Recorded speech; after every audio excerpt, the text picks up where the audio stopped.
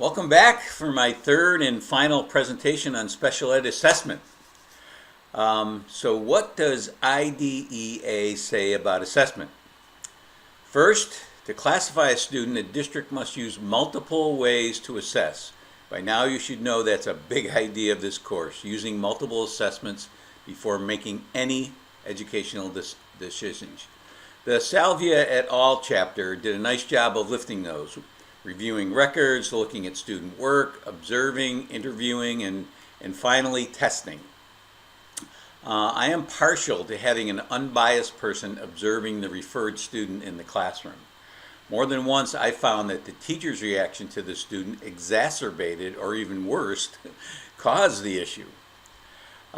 Three assessment techniques mentioned in the previous presentations, ecological, direct, and dynamic, all play a role in the procedure to identify a student with learning disabilities. Response to intervention, which is one of the big ideas of this course, is all part of that, or that is all part of response to intervention. IDEA was reauthorized in 2004, as I mentioned earlier, and one of its most interesting requirements is that schools are not mandated to use the IQ achievement discrepancy to classify a student as learning disabled. That used to be the standard. I know when I started in 1973, and that was the way they diagnosed students with learning disabilities. It was efficient and easy. If a student had a normal IQ and was functioning 2 or 3 years behind his age group peers, bang! He or she was in automatically. Do not pass go right to being classified as a learning disabled student. And usually that's a life sentence, as I mentioned before. Students seldom get declassified. At least when I was working in public schools, I never saw kids get declassified. Of course, parents do have some recourse. If they're not happy with the results of the evaluation, they may request an independent evaluation, and that's at the district's expense. This is a topic that is near and dear to me, my heart, accommodations and modifications. Because as a high school principal, I saw accommodations handed out at IEP meetings like they were candy. Regardless of students' handicapping conditions, they almost always received time and a half and separate location to take exams. Did they need them? No, not all of them. But the special educators in the room would always feel better if these were included in the IEP. As educators, I feel we need to use modifications judiciously.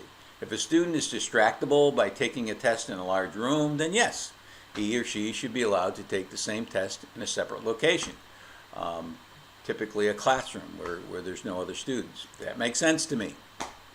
However, you cannot use some accommodations that would invalidate the test, such as reading aloud a test of reading comprehension. This would measure listening comprehension, not reading. While use of a spell checker might be appropriate for writing an essay, it wouldn't be appropriate for a spelling test. So you can see where I'm going. I want to mention this week, this session, this module on special education, is the idea of alternate assessments for students with quote-unquote significant cognitive disabilities. This is one of your vocabulary words, and it's not to be confused with alternative assessments, which some of you will use because you have not watched this video. Typically, alternative assessments are other assessments other than paper and pencil tests, like portfolios and performance assessments, things like that. But that's not what we're talking about here. This is students with significant cognitive disabilities. And it's only for those students who the IEP team feels would never pass the regular state assessments due to a severe handicap. If the IEP team decides a child will take an alternate assessment, it must include it in the IEP, a statement of which the child cannot participate in general education assessments and why the alternate assessment selected is appropriate for the child. And there's a limit to the number of students in a district that can be assigned to alternate assessments. There are typical three options. One, measuring the same grade level standards but through means other than paper and pencil tests, such as observations, data folios, portfolios, etc. Measuring on the same grade level standards but with a modified expectation for achievement. And three, measuring on grade level standards that differ in complexity from grade level achievement standards. The last option is for those with the most severe cognitive disabilities.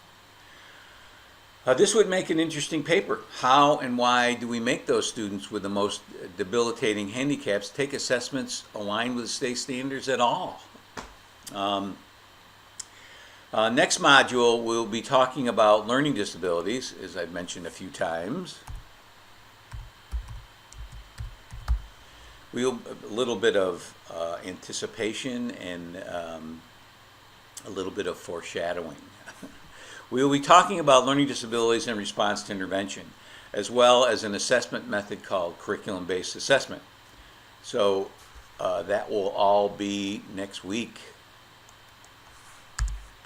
I wanted to include ABA in this presentation because it's an evidence-based practice for students with special needs and is assessment-driven. Applied behavior analysis, or ABA, is a type of therapy that focuses on improving specific behaviors such as social skills, communication, reading, and academics, as well as adaptive learning skills such as motor dexterity, hygiene, grooming, domestic capabilities, punctuality, and job competence. ABA is effective for children and adults with psychological disorders in a variety of settings. And some of you who are in this class may be using that now, because it's in my past classes. There's always been at least one or two people that are familiar with ABA and use it in their classroom. ABA takes a research approach to therapy based on proven theories of learning and behavior. Therapists who use ABA understand how human behavior are learned and how they can be changed over time. The therapist evaluates a client's behavior, much like a functional behavior assessment, and develops treatment plans. Again, a functional behavior assessment is usually followed by a behavior intervention plan, a BIP. So ABA works very similar to that. ABA therapists can also provide training to parents and teachers. I have a friend of mine that does exactly this, goes into school districts throughout Sullivan, Ulster, Dutchess, and trains parents and teachers on ABA. For the greatest results, ABA requires heavy monitoring and continuous evaluation. Therapists and other health professionals work within settings such as schools, homes, and community centers to evaluate and modify treatment as it progresses. So that's it for special ed, my presentation on special ed assessment. Make sure you take the quiz that follows this, 5-question quiz. And I will be back with another presentation next module.